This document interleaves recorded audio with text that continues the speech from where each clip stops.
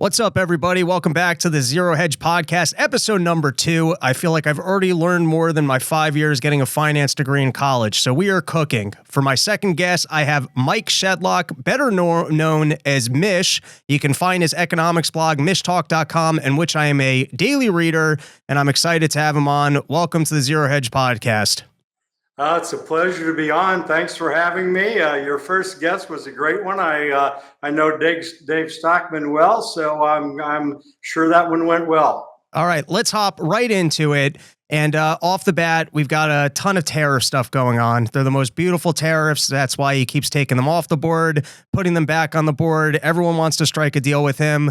China, though, doesn't play nice, so he can't strike a deal. Before we get into the ins and outs and the goods and the bads, or just the bads of the tariffs, I'm curious what your prediction is of where the tariffs are even going. I know you wrote a piece about the legality of the president just doing sweeping tariffs, but I'm curious if you think he's going to stick with the policy or what we're actually looking at from the tariffs, how it actually plays out. Well, recall that we had a promise of 90 deals in 90 days guaranteed, right? Or was a Trump guarantee, though. It was, two different sets of numbers, one from Lutnick and one from Trump. I forget which is which, but so far we've only had maybe one deal with the UK, and that's tentative. But where are we heading? Trump took a major setback in the courts, and Trump is appealed. But I'm confident, very confident, he's going to lose that appeal. The case was just too strong against Trump. It'll be interesting to see if he, when he loses the appeal, I'm not confident of it, if he actually appeals it further to the Supreme Court, and if he does, if the Supreme Court will take it. So regardless, if the Supreme Court does take it, I think it's going to uphold the appeals court. So Trump's lost out on that one. But he does have other means, and he's already implemented one of them, national security concerns. Now, we can discuss whether or not how much of a joke that is. I don't think steel is really a national concern here, but he's used that law, and he's more likely to get away with that in the Supreme Court. They're just not going to question his judgment on whether or not something's a national security issue. So a little bit firmer. But he's hiked tariffs on steel and aluminum from 25% to 50%. Now, the problem with this is one of the worst things for small manufacturers. 45% of all imports into the U.S., it's 37 from China and 45 globally, are used as intermediate products. This is specialty steel, some of which we don't make in the United States, specialty parts we don't make in the United States. When we raise a tariff on that, we raise a tariff on something we can't even produce and probably can't for 2, 3, 4, who knows how many years. It's just going to cause a lot of pain to a lot of businesses. And so small businesses are going to get hurt. The second issue for Trump is, and I wrote about it actually this morning, China has about 90% of the market for processing rare earth minerals, and 60% of the materials and 90% of the processing. In other words, even where people mine lithium or whatever rare earth, lithium not all that rare, but it gets sent to China to process because the processing is very dirty. And lots of toxins come from this. China is the only nation willing to produce this. So now it has a stranglehold on some of these materials. China blocked exports of magnets, and these magnets are used in EVs, they're used in windshield wipers, they're used in weapons manufacturing, they're used in guidance systems. And Ford actually stopped production for, I think, about a week because we had a magnet shortage. This is something I've been warning about all the way back to 2016. I said that if we get too hot with China on tariffs, that it's going to start blocking these. And in December of last year, 2024, it started blocking some of these. And then when Trump raised tariffs on China to 145%, China shut this stuff off. Trump is now complaining that we had this, back off where Trump lowered tariffs on China back down to 30%. China started exporting some magnets again and some rare earth materials again. But then Trump decided to put restrictions on Chinese students from coming into the United States. China reacted by by blocking some of these rare earth minerals and parts that need rare earths. So this is where everyone's gone wrong. They've said that the U.S. imports 3 times or 4 times more stuff from China than China imports from us, so that winning this trade war is easy. Well, it's not easy if you've got military and auto and windmill and chip technology that only China has, and China blocks that stuff. So this is going to be really interesting. And the other side effect to the question that you asked is, what did the courts mean? So, Trump struck back with the tariffs on steel, but other than national security concerns, it's going to be a case by case with every nation or with the EU as a bloc. And I think what the EU is probably going to have learned from China is that, it can strike back, and Trump has concerns. Trump has a midterm election concern that certainly China doesn't have, and a lot of the elections are over in Europe, so that Europe doesn't have. So there's a lot of factors here that are going to weigh on what Trump will actually be able to do. But now it might even be up to China. Trump could have gotten away with 10% tariffs on the world, maybe 15%.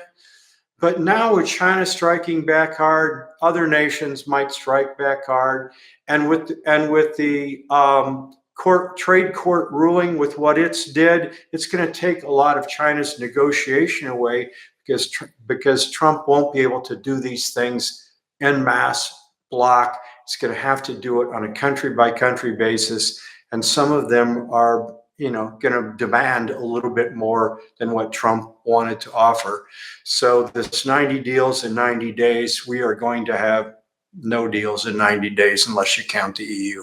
The court case is almost annoying in a way, because it gives Trump the out of going out there and saying, my tariffs would have won. I would have got my concessions. They were beautiful, and I was winning in negotiations.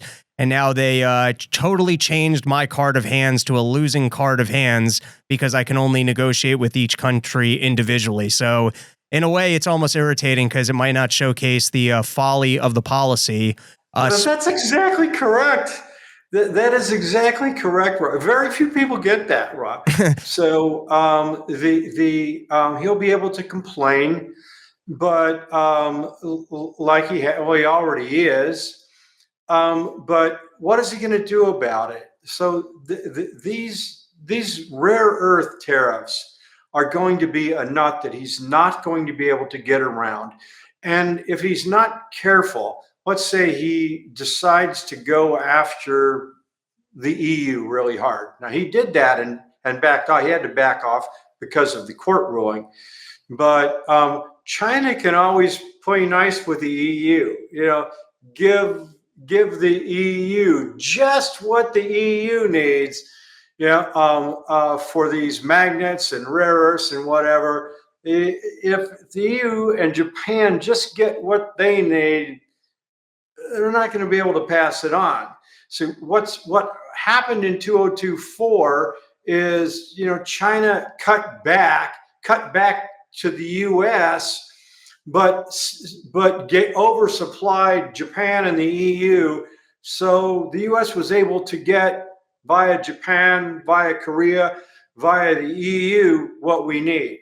If he restricts global output enough to where, Japan and the EU only get what they want, they're not going to be passing that stuff along to the US, except at a really big cost, maybe a big price. Like, how about Mr. Trump lowering your tariffs on the EU? So the whole game got complicated, and this is what Trump is most annoyed about. But he brought it on himself, which is the important thing. I mean, he really bent some rules hard if you actually read the trade court. And one of the interesting aspects that people don't realize is that Trump, before this case went to the Supreme Court, to the trade court, Trump said, I want this case in the trade court. Why did he say that? Because there was a three-panel on the trade court. Trump picked one of the judges. Ronald Reagan picked another one. So Trump thought he would win. Instead, they wrote this unanimous opinion with all of the judges agreeing on all of the points on how far off base Trump was. So, Trump got the judges that he wanted. He didn't like the result. All right. I have so many questions and directions I want to go in, but let's just start with the actual court that overruled Trump's tariffs, because I know you wrote a piece about this. I read it. And maybe you can tell people, because there's this narrative going on about liberal judges in liberal districts that are overriding presidential power wrongfully. And you wrote a piece about how this is the specific court that actually deals with these things and why the ruling was accurate. So maybe you can actually fill in some of the details on that. Well, let's just go over the general assumptions first. And Trump is right about this. And Democrats have used it to their advantage, but Republicans did the same thing, right? The Republicans shopped cases around, notably on the student loans. The Republicans found a court that was likely to rule in their favor. It did. Biden appealed. The Supreme Court sided against Biden. So Republicans shopped around. Democrats are now shopping around. Most of the rules, though, so Trump complains, 76% of the rules have gone against him. Well, he's taken really super extreme positions. Now, let's go back to the trade case that you asked about. There's some principles in place, based on magnitude. And this ties back, actually, to the case against Biden in the Supreme Court. One of the reasons why the court struck down Biden is he did a $400 billion forgiveness that he did not have power to do. Well, what did Trump try to do? These tariffs are a $2 trillion item that Trump tried to do on the basis of national security, on the basis of unusual actions. Well, tariffs aren't unusual. Trade isn't unusual. Deficits aren't unusual. We've had, and this is one of the things that the court has pointed out, that anyone with any bit of common sense would have known going in, that there was, nothing unusual about, the deficits, other than Trump's reaction to them, claiming this power that he had to impose, $2 trillion worth of tariffs without Congress. And so not only this was unusually large, Trump picked an unusual means to do so, with blanket stuffs. And then the court also complained about what you talked about at the onset: on again, off again. So where is the emergency if you can say tariffs are on this week and off tomorrow and on again tomorrow and off the next month? So there was no emergency. The only bit that was unusual was not the fact that we had trade deficits, but what was unusual was Trump's policy in and of itself, going for 2 million items. And then there's a third principle. And this is a key one, because Trump might have lost on this one, even had it not been for all of these other things. And that is that Congress cannot cede to the executive, or vice versa, powers that are constitutionally belong to Congress. And one of them is tariffs. So, Congress, by various laws, ceded, little bits and pieces here and there to what the president can do, but 2 trillion doesn't cut it. So even if Congress concede tiny little things to the executive, it can't give up its power to hold treaties. It can't give up its power, constitutional power, to on tariffs, to the extent that Trump tried to get away with. So there were actually like 4 or 5 points. Those are the 3 main ones that I talked about. There might be more, but there was no emergencies. It was unusually large, and the Congress can't cede powers blanket, even if it tries to, by passing a law letting the president have these powers. So before we even take a look at why tariffs are bad policy, I'm curious what the economic impact is of the on and off and kind of random nature of Donald Trump's approach. My guess is that there are a lot of businesses, you had mentioned steel earlier, that it could be 5 years before they can produce the specialty items here. Mm-hmm. I'm sure that there are businesses across the country that aren't even sure in their business planning right now, or they're trying to move factories from China to Vietnam, or the Chinese tariffs even going to remain. I'm sure, listen, I get to just show up and podcast. That's the extent of business planning I have to do. I'm sure that other businesses have done years of planning in terms of building factories, equipment, hiring, staffing, and figuring out where they're sourcing materials, and that the nature of kind of the randomness and the suddenness of all these decisions must be wreaking havoc on some people's business planning. So I'm curious if you could kind of tell us a little bit about just the impact on businesses in terms of trying to figure out how to even operate in the current landscape. Well, they don't know what to do. And especially small business. Autos are kind of easy to describe. The same part passes back and forth across, it might be in Canada today, Mexico tomorrow, and the US tomorrow, or back and forth between Canada and the US, or back and forth between Mexico and the US. Trump wants to end all of that. Well, I'm sorry, that takes years. These supply chains have been worked and reworked and customized, over decades, actually. Going back to NAFTA, followed by USMCA, which is a nearly identical replacement for NAFTA, actually. You just can't say, okay, we're going to make all of this in the United States. Small cars, the margin on small cars is such that the only reason why GM and Ford can produce them at all and make a profit is precisely because they're made in Mexico with lower wages. You say we're going to bring these car production back in the United States. Let's just forget about all the parts crossing the border. We just assume that somehow that's magically possible. Our union wages here are going to drive up the price of that car to where there's no profit on it.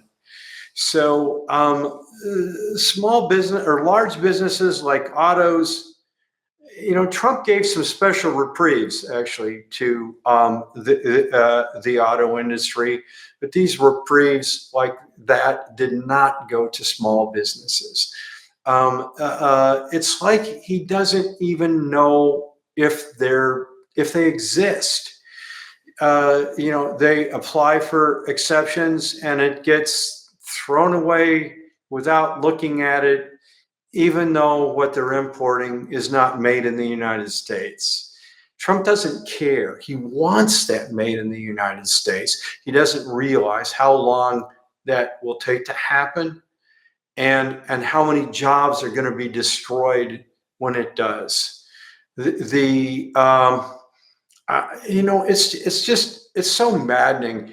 And if Biden did some of this same stuff, Republicans would be howling. They would be saying, Biden doesn't know economics, doesn't know how trade works, but they'll forgive Trump for doing this. And the same thing goes on to the budget, which maybe is one of the things you wanted to talk about. But no, very few people are willing to stand up, to Trump. We passed this monstrous budget where Trump's going to increase the deficit by more giveaways, on no tax on tips, breaks for Social Security payments, no tax on overtime, and auto deductions. One of the things we complain about in the United States is how complicated our tax code is.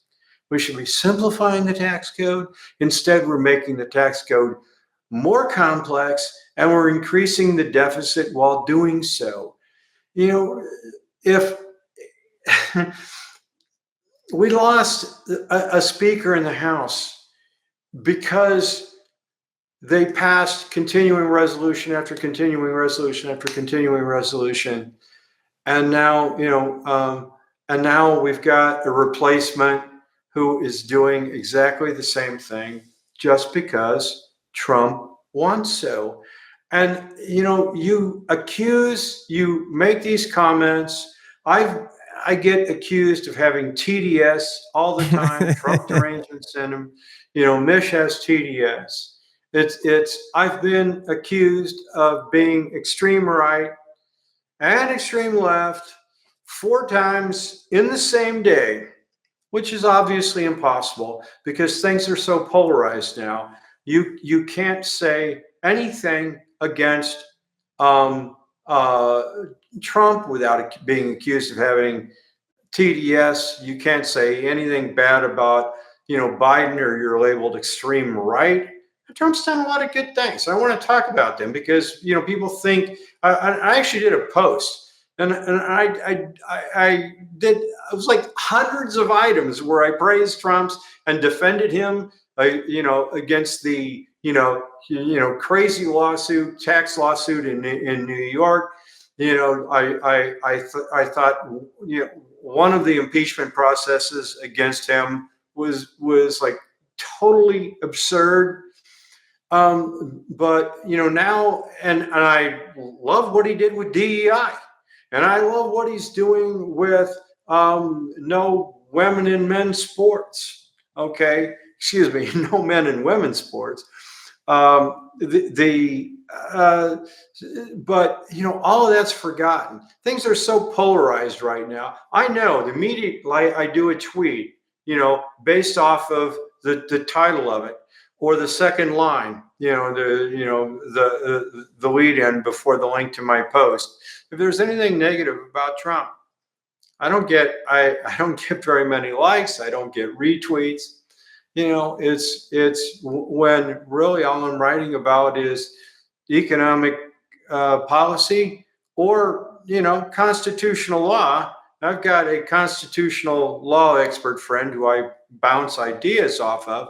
He's argued many cases before the Supreme Court, and so yeah, if he says something's a lot of times he says we really don't know how the court's going to react. And about as strong as he gets is like 90%. When he gets 90%, I said, what? This is pretty much a slam dunk on how they're going to rule. But those posts a lot of times just don't go over well. But I do a fluff piece praising Trump about something he did about DEI. I get hundreds of comments, people flocking in from, all over and everywhere. I do a real serious economic post. A lot of times get very few comments. So it's the nature of the game now. Yeah, I'm seeing the virtually a very similar thing with my podcast, and I think Trump was better than the alternative. He saved us from internet censorship. He got rid of the whole ESG scores, DEI racket. And I think immigration was a problem, and so he's better than what the alternative was. But some of this economic policy, which I'd said before he came in, hey, he's great on this stuff, but the econ stuff's going to be a nightmare. And that prediction is somewhat proving to be true. Cutting in here with a quick plug from our sponsor, My Patriot Supply. Do you want to make sure that you're prepared when the lights go out? We've all been there when there's a summer storm and you've got no electricity. And then you're knocking on all of your neighbors' doors, begging them to maybe store some of the items from your fridge. Don't be the mooch in a storm. Don't be the person that's got to knock on the neighbors' doors and ask them if you can borrow some of the water because they got a well and you can't even flush your toilets. You don't want to be that person knocking on people's doors, letting them know that you're currently unable to flush your toilets. And that's why I want to tell you about this sweet gizmo sitting right behind me, the Grid Doctor 3300 solar generator from My Patriot Supply. And this thing is an absolute beast. 3,300 watts of off-the-grid power, keeping your fridge, lights, freezer, even medical devices running when the electricity grid fails. So if you're out there and you want to make sure that you're prepared in the event of a disaster, you got to pick this guy up. And then here's the sweet part about it. They're throwing in those solar panels for free. That is an $894 value of 2 waterproof 200-watt solar panels completely free. And you know how you get in on this deal? You go to mypatriotsupply.com/Rob. That's mypatriotsupply.com/Rob. This is high quality, heavy-duty materials. And if you want to be prepared in the event of power outages, or you just want to be prepared for the whole grid going down, you're out there, you're thinking about EMPs, these thoughts are circling around in your head, well, just go to mypatriotsupply.com/Rob and stock up and make sure that you're prepared if the electricity ever goes out. Back to the show. I got 2 more questions for you on the tariffs. For those that say, hey, I like the tariffs because we need more American jobs. And so the Trump loyalists who are bought in and they say we need pain now so that we'll benefit later. And even if companies have to suffer and we got to restructure, it's all worth it. What is your kind of economic pitch back to them that this is misguided and it's not going to lead to better job opportunities? I have a simple question for them. How much are you willing to pay? If we bring manufacturing back to the United States with union wages, with U.S. environmental regulations and rules, I mean, some of this is safety stuff that we're just not going to get rid of, right? So how much are you willing to pay for this? There's been a lot of reports out there, I believe they're accurate, on what it would take to bring an iPhone back into the United States. So an iPhone now that costs maybe $1,200, $1,300 would cost triple that, $3,500, $3,600. There's several cities in China, 200 where there's 200,000 workers screwing in little screws on an iPhone. Lutnick joked about that. And I couldn't tell which way, whether he was serious about really wanting 200,000 people in the United States screwing in little screws, or he was saying that, it would be replaced by automation. If it was replaced by automation, well, then the jobs aren't coming back. If it's replaced by 200,000 people screwing in little screws, how much are we going to pay them versus $1 an hour or whatever they're making in China? So, that's what it boils down to. People say, yes, Trump can say, bring the jobs back to the United States. And everyone will say yes. But no one asked the question that I just asked. how much are you willing to pay for it? Because once you tell people how much they have to pay for something, guess what? They don't want it anymore. You know what? I'd rather have it the other way. That's my number one argument.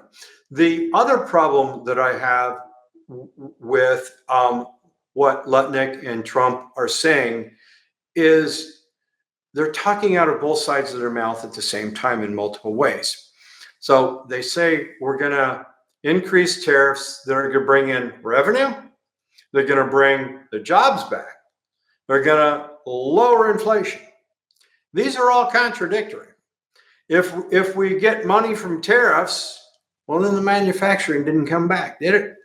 If the manufacturing does come back, how much are we willing to pay for it? So a lot of these goals that the Trump administration has are contradictory, and either they don't see it or they don't want to see it. I have to believe that Secretary of Treasury Bessent understands this stuff, but no one, I don't think Lutnick does, but no one is willing to say, Mr. Trump, you're wrong, because they're going to get fired. They want their job for whatever reason. So, which is it do you want, and how much you're willing to pay for it? And then in terms of some critical industries, some people like to say, well, we need tariffs in particular sectors because we need that to be manufactured in the United States. I think I've heard that for microchips. I've heard that for pharmaceutical products. I'm trying to think what else I've heard that on. And I guess the rare earth minerals and elements. Are there some critical industries in which it makes sense to have tariffs to try and boost U.S. production so that we're not reliant on other partners? Or is there any argument there, or that doesn't make sense either? These are two separate issues, but related. The two issues are tariffs and subsidies. I'm not aware of much of, and there's also sanctions, by the way. Of much of anything that supports an argument for tariffs on anything that I can see. I don't believe autos or steel are national security concerns to the extent that they would cause tariffs. Someone challenged me on, yeah, Mish, you're wrong. Steel's a national security concern. Yes, but to the point that we need tariffs. We can get plenty of steel from allies, Japan, Canada, Mexico, even the EU. We can get steel from elsewhere. So, steel is not a national security concern in that we absolutely need to make it here. Now, the irony of steel is now they worked out a deal. We still don't have the final writing of exactly what was in the deal, but Nippon wanted Japanese maker Nippon, I'm not sure how you pronounce it, it was Nippon, wanted to buy U.S. steel, and both Trump and Biden said no. They both wanted Cleveland-Cliffs to buy it instead. That actually would have made a steel a national security concern, because instead of we have two competitors here in the United States, Cleveland-Cliffs and U.S. Steel, we would have put them all in one big company. That would have meant that they could, raise prices, at will, holding leverage over the United States, just as the teachers' unions do over the city of Chicago. We would have taken a non-security issue and made a security issue out of it. I haven't seen the final deal that we had with Japan. So, but my guess is at least that's better than having Cleveland-Cliffs take it over. So steels are not a national security issue. Autos aren't, I'm sorry, they're just not. We can plenty of autos from Toyota. We can get autos from the EU. Autos are not a concern at all. And raising tariffs, blocking imports on Toyota and from the EU just raises prices. Nobody wins on that. But I draw the line here at things we really need. And we, started off with rare earth magnets. So these things are only produced in China because of the industry is dirty. This is a place where tariffs aren't going to help, but what might help is subsidies, so that we can make them here without competing against China, on price. And this is rare earths, that go into military equipment and autos and cell phones and are needed for microchip processing. This is a genuine national security concern. So, tariffs aren't really going to fix this too much. I think we actually need, support, for the industry. Tariffs are, going to raise prices in the meantime on all the components coming in where we use all of this stuff. So that's just going to cause, more inflation when we do that. And import, a subsidy to produce more of this stuff in the United States, environmental regulations to get mines up faster. That's how we address, this, rare earth issue. And then sanctions are an interesting one too. We put export sanctions on NVIDIA chips going to China. We're trying to prevent them from having technology that we have, and we complain about China blocking magnets and rare earth exports to the United States. So think about that. The pot's calling the kettle black here in a lot of ways. So this is why I'm in favor of free trade, but you can't be at the mercy of an adversary like China. So when it comes to having the best in chips, the best in AI, and rare earths, we need to be self-sufficient or at least dependent on allies. This is where Trump had the right idea, sort of, to get together with Greenland, possibly even Russia, although I don't know how much rare earths really there. Greenland has a ton of them, but he threatens to take it over, and so they have a vote, and Greenland goes further away. Agrees to stay closer to Denmark because of the way Trump is talking. Well, if we have to, we'll just take Greenland by force, kind of thing. We're not going to do that. But that's the threat. And the same way with Canada, we should be making a deal with Canada to process rare earths. Canada has a lot of rare earths. So these are the deals we've been making. Instead, we sanction our best trading partner in the entire world, which is Canada. And if we subtract out services and oil of a grade that Canada has that we don't have in the United States, the U.S. actually has a trade surplus with Canada. That's how stupid and convoluted all of this stuff is. But, your original question, where is all this headed? Well, I don't know, because Trump can change his mind at any time for any reason. And that gets back to the uncertainty issue that you also asked me about. Trump broke the USMCA. That was a treaty, signed by the Senate, 99-1. Trump took it and unilaterally broke it. I don't believe he even had authorization to do that. I don't believe he was within his legal rights to do that. Because I don't believe this national security concerns. We've not seen a case that's not gone to the Supreme Court, and I'm less confident on how the Supreme Court would rule on this one. They're going to give Trump quite a bit of leeway on national security, but I think the Supreme Court might draw the line at drugs and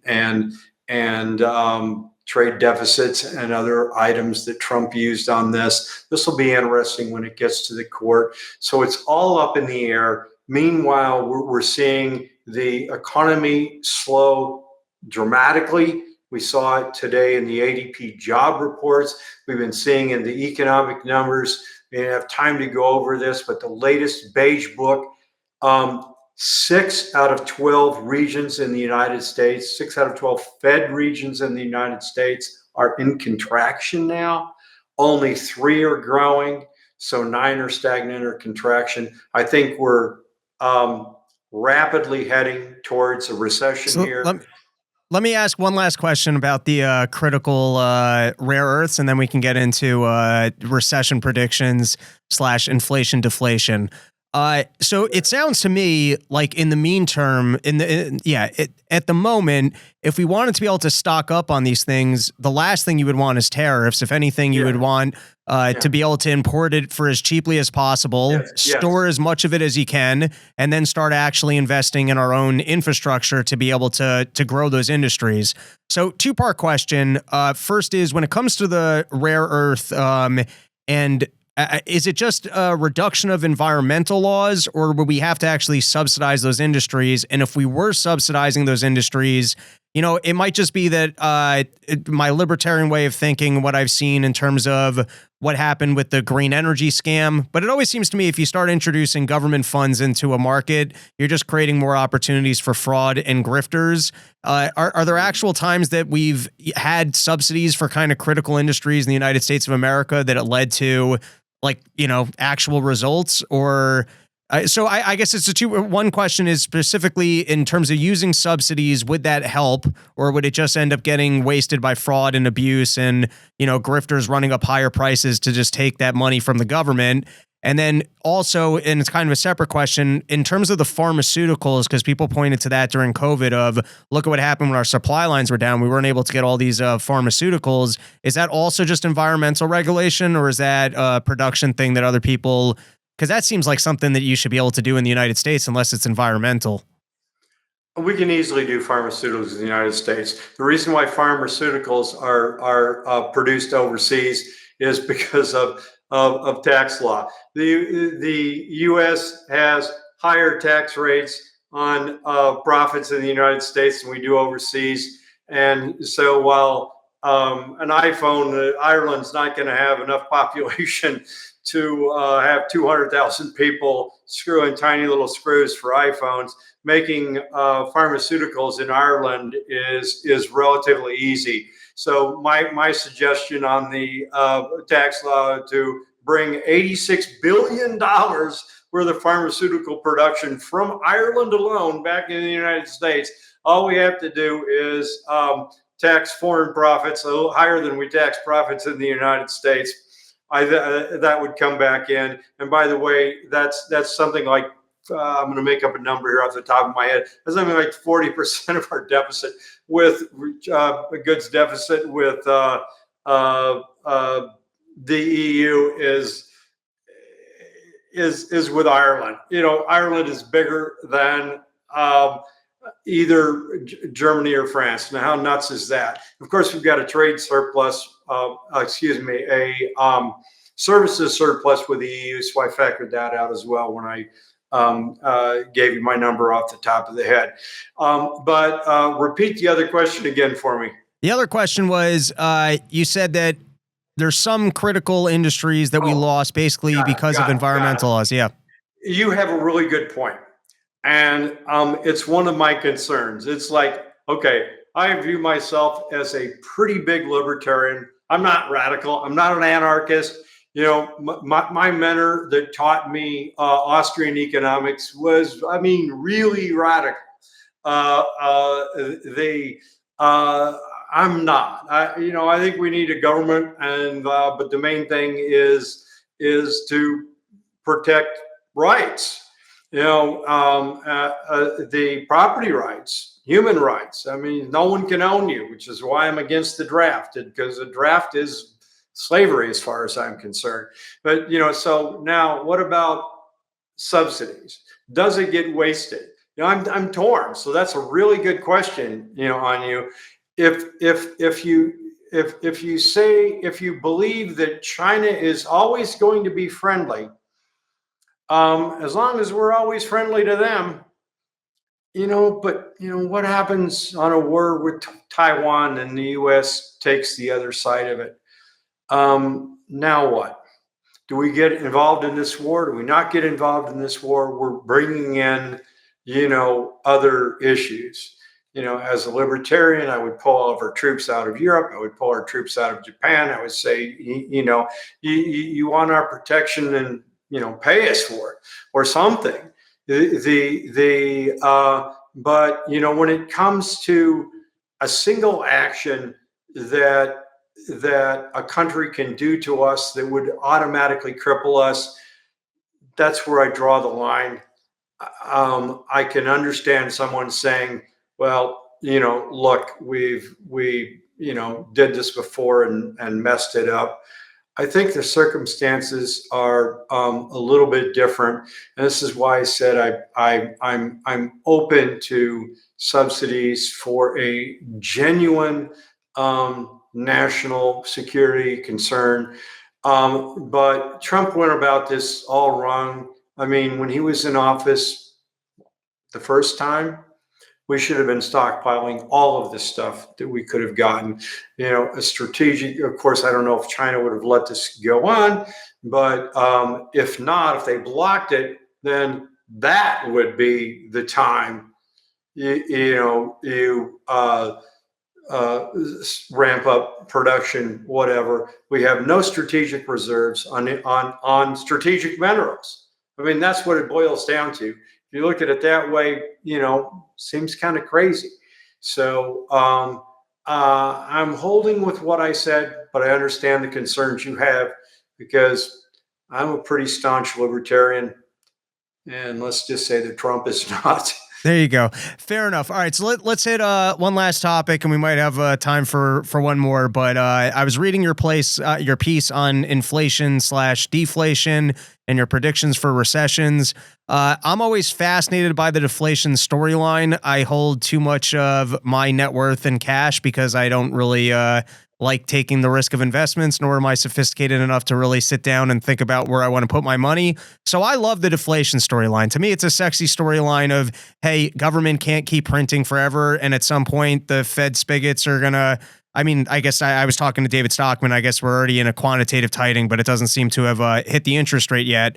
But essentially, once the picture of that there's not that much cash in the system, we'll actually be in a deflationary environment. And I love the sound of that because I'm an idiot and I have too much of my money not in investments.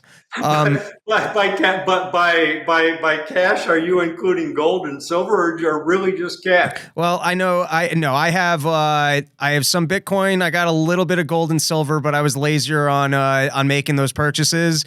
And then I have most of it just in high yield savings accounts because I'm not that sophisticated. I don't like risk, and I work a lot every day, and I don't feel like spending that much time on investments. I'm not saying that's a winning strategy. That's just where I'm at.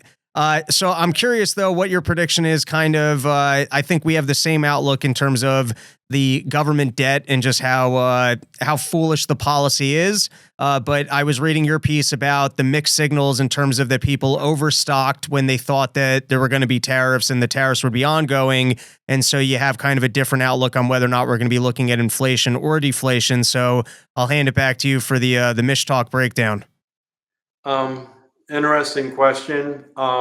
I was in the deflation camp for a really long time, but people misunderstood what I meant about that. And I was talking about, mainly debt deflation, as opposed to expecting a big collapse in prices.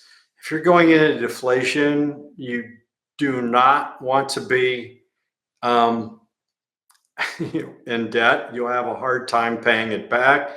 So I've been conservative like you. I own my own house free and clear. I have no debt. I've always been afraid of debt. Now, if you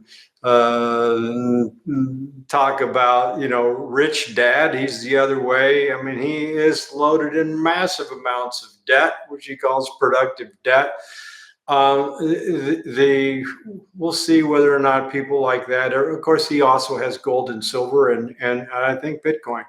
We'll see whether debt comes back to strike somebody. Certainly, I mean, one of the memes going around on Twitter, did you catch this? there were various people posting, taking the equity out of your house and buying Bitcoin.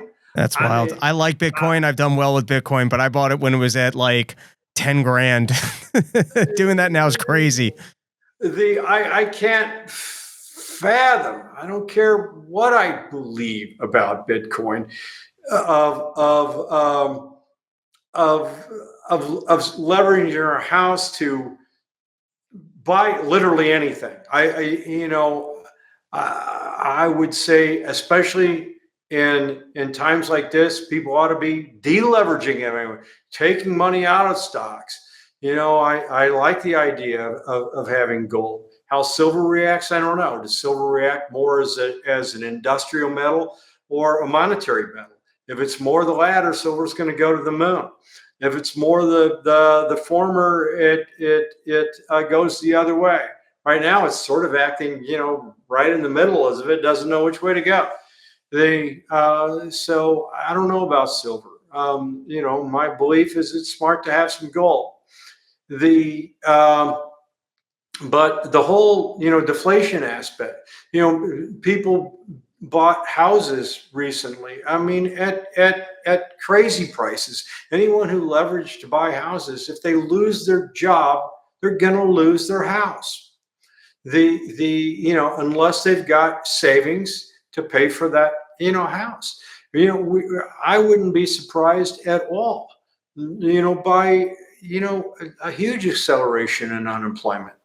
And, but is it stagflation, or is it just an ordinary recession where, prices tend to decline because of lack of demand, or at least level off? I mean, you actually look at, not that the CPI is a lousy measure of inflation, because it doesn't include house prices. You factor in home prices, we had very strong deflation in the Great Recession. If you actually factor in home prices into the CPI, which I'm a believer of. So, so how are we measuring inflation here? Are we factoring in home prices? Are we factoring, are we calling in the write-off of debt deflation? Because that's what it is. Some people might call that debt deflation. If you look at inflation through the eyes of the CPI, well, maybe prices don't decline so much. They might not decline at all, because we might have stagflation because of all of these tariffs that Trump has put on. Very stagflationary. We had a stagflationary ISM services report today. Prices up 96 consecutive months. Guess what? New orders plunged. New orders plunging. You would think that prices would be going down. They went up again. They're at the highest level, and I forget I forget in how long. In 2022 or something, the most inflation in prices at a time when demand is falling off the cliff. That's very stagflationary. But if you looked at the bond market reaction today, the long yields on the 10-year fell 11 basis points. Yield on the 30-year fell 10 basis points. That's a bond market reaction, as if, this is friendly. And the ADP job payroll report today, only 27,000. And QCEW, which is the quarterly employment report. These are solid numbers, 95% of all the data.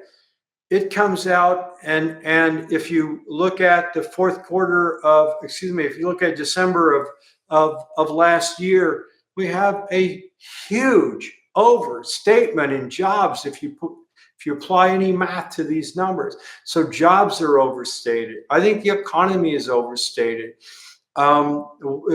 Trump's tariffs are in isolation tend to raise prices, but the counterforce is jobs. So which one of those is actually going to win out over the near term? I actually don't know which one.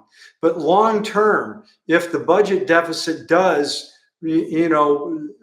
remotely what the House has passed, that's very inflationary. We've seen the low in long bond yields. If we get another swoop down based off of the recession, this is an ordinary recession. So let's say jobs plunge and prices comes down, and the Fed reacts strong, by cutting. This might be it.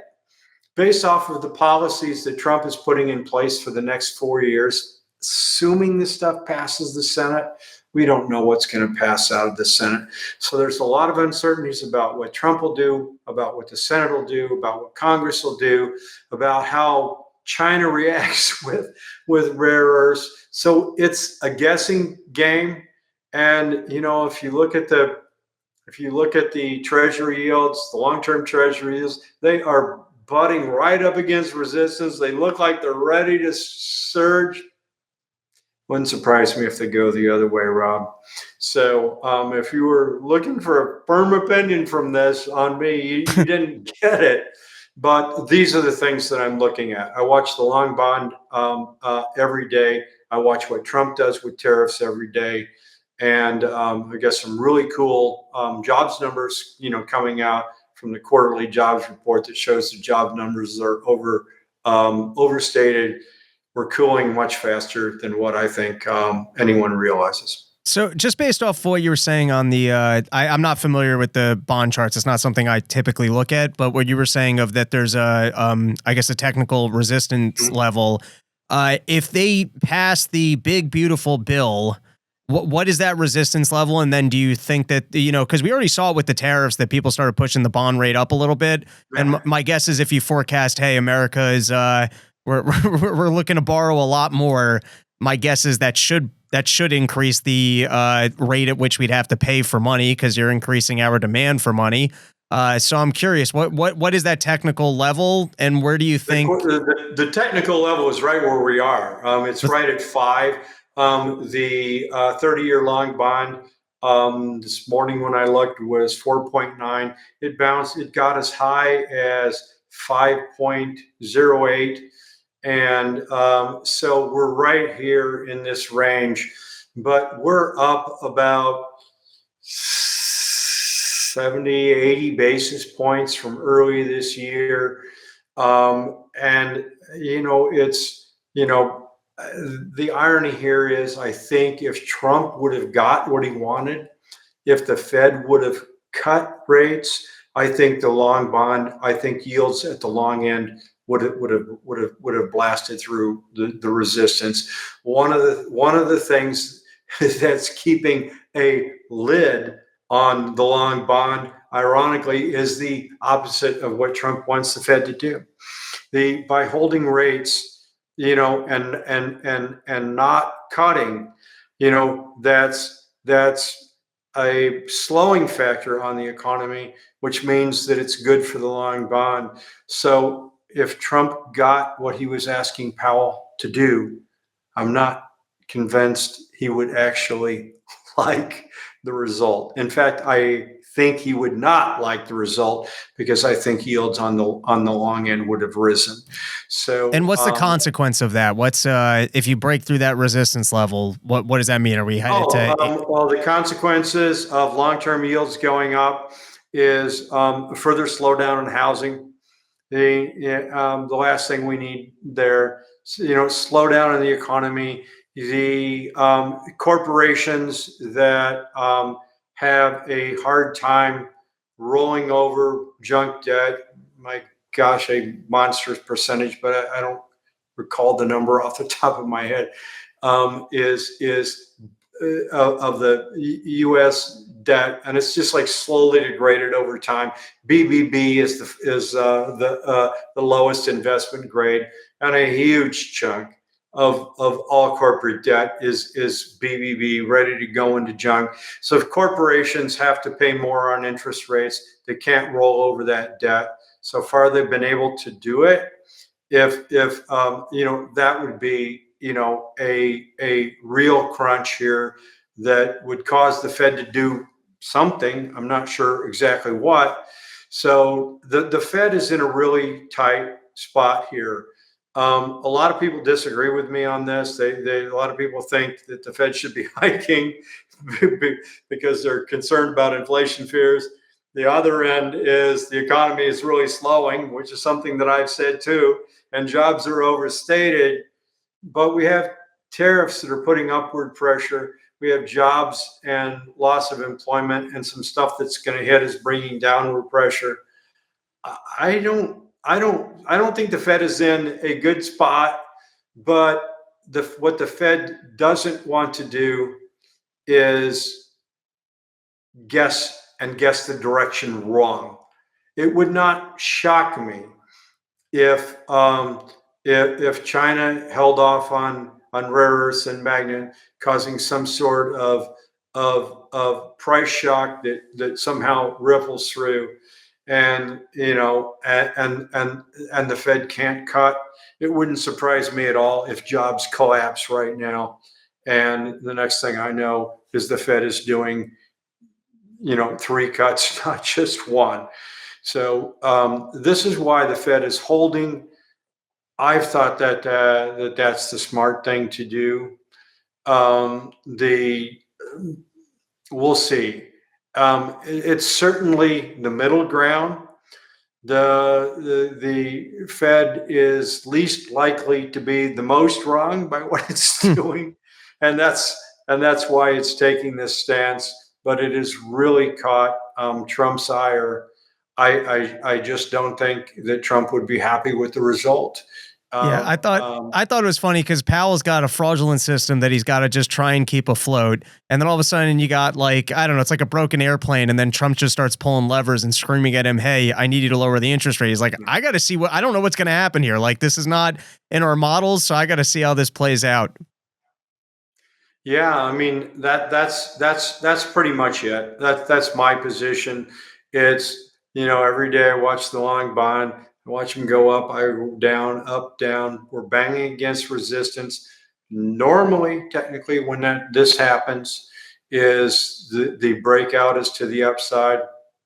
But I'm unwilling to make that prediction here just because I think the economy is slowing so much. Got it. All right. This was a great episode. Thank you so much for hanging out with me. Before I let you go, other than the blog, which is mishtalk.com, I read it daily. Aside from the economic stuff, you've got great political breakdowns. So there's a lot over there. Is there anything else you want to plug? Yes. Thanks for asking. I am a professional photographer with 80 magazine covers. I haven't had anything published for a long time. I call myself professional and have 80 covers.